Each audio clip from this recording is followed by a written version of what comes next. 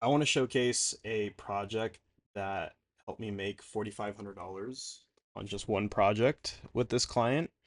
And it was through an Upwork invite that I received. So, pretty much an Upwork invite, for those of you that don't know, it's a project that gets posted on the Upwork job board or feed.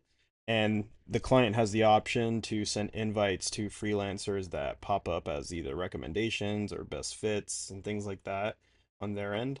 And this is one of those cases. So it's not guaranteed that you'll get the job, but it's definitely better than going out fishing for a job because you don't have to spend money on connects because applying to these are free, right? So getting into straight to what the client is, they're a TV fiber client. They sell like cable packages and phone plans and things like that on a commission base. So they have a whole team in the East Coast and things like that, but they've been really hurting with doing their social media marketing or having any posts that can be templated and repurposed many times over. So what we went ahead and did was I just pretty much laid out a whole strategy for them first on just what exactly they should be doing. I audited their current social media stack, all their platforms, everything that they got going on, and then I found businesses online that are kind of similar to what they're doing and how they're having a lot more success on social media and what they're doing. So I was able to set them up for success by creating them a whole stack of template content, pretty much teaching their in-house team how to create content and things like that, pretty much telling them how Instagram works as a platform and showed them a couple of my own profiles as references and things like that, right? So this is the project. And this is all that it had. This was the job posting. So let's go into it together. Pretty much, it's when you're responding to a client, what you want to do is ensure that you're responding to what the pain points are for each point that they're making here, right? You don't want to just ignore what they're saying and start rambling about yourself because it's not about you, it's about them. So if you can relate to them with words on just how you're going to help them and just a plan, like a rough plan that you have, and how you can help them out. But first, you have to get on a call with them. That's what you got to do here. So I'll show you exactly what my response was to this, so you guys can read it, pause it, and now let's get into what the response was. Um, this is my response here right here. So I said, "Hey Tim, thanks for reaching out. I'd love to help build out Indigo Solutions Group Instagram presence. It's a great idea to showcase your company culture, especially with all the new hires coming on board." So they wanted to create content that attracts people to apply with them and also sell for them. So that was making sure that's point number one. That's major for them, is making sure I understand, I know what their mission is here. A strong Instagram presence can really help connect with the younger talent and highlight what makes your team stand out. I can help, and now we're getting into how I can help, right? So I'm reassuring that I've read their proposal. I understand what their needs and wants are. Now we're getting into a little bit how I can help them in just a few sentences. So I can help create the short videos and still photos you mentioned, including collage style videos to capture the fun and energy of your team.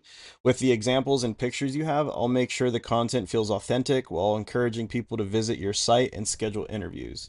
Let's connect and discuss how we can get this started. So that's pretty much it. You don't need to oversell yourself or your services. You don't need to talk about how you've done this for that client, you're doing this for another client, this and this and that. This is not the place for it. Because if they're inviting you or they're reaching out to you with a direct message, they've already looked at your profile. So they already know what they're getting themselves into once they're speaking to you. So it makes no sense for you to regurgitate all that out back to them because they already know.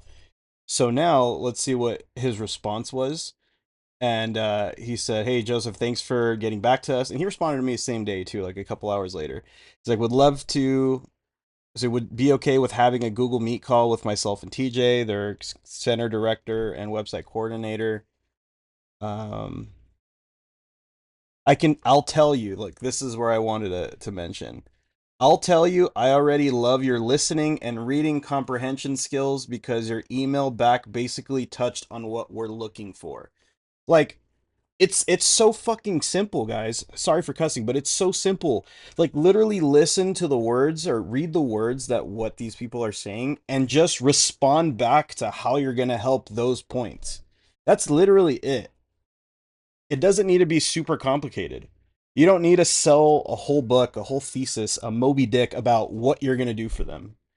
Like literally. So, and then he responded to me with times. Is like, hey, we're free tomorrow, Wednesday. We're free Thursday, giving me options, like selling me now, like, now telling me, like, I thought I'm supposed to be telling him this stuff. He's telling me this stuff. So he says, hey, Tim, I really appreciate your words. It's great to hear that my response aligned with what you're looking for. I'd love to connect and go over your vision in more detail. Thursday at this time works for me. I'm free the whole day. I'll send over a Word document with the best details for sending the meet invite. The reason why I sent that is because Upwork doesn't like when you, I guess, backdoor them and meet online. But I kept the project on Upwork. I just didn't want to have any nuances with them or whatever it was. I can't remember what the decision making was behind there because, um, but yeah. So and then I ended up meeting with them and this and that, and then they activated the project. It was $50 an hour at 10 hours a week. So almost 5 grand for the duration of this project. So, so I'm telling you guys, it doesn't need to be rocket science. Like literally, if you rewind the video back and look at how I responded to them and see the key points that they made in their job description, and then how I responded to them, listening, literally listening. Like this is a dream response for any freelancer, that for someone to say, I'll tell you, I already love your listening and reading comprehension skills because your email back basically touched on what we're looking for. The thing is they already told me what they're looking for, so I'm just telling them how I'm going to help them. Like that's it. So I hope this helped you guys. As you can see here, there wasn't that much conversation that led up to the activation of the proposal. It was literally like, just a couple scrolls down, and that was it, and that was that. So thanks again, guys. I hope this video helped and brought some more clarity on just how proposals should be sent to clients in the beginning stages. I made another video about how I send the actual service agreement to clients. I'll see if I can tag that in this in this video somewhere in the description.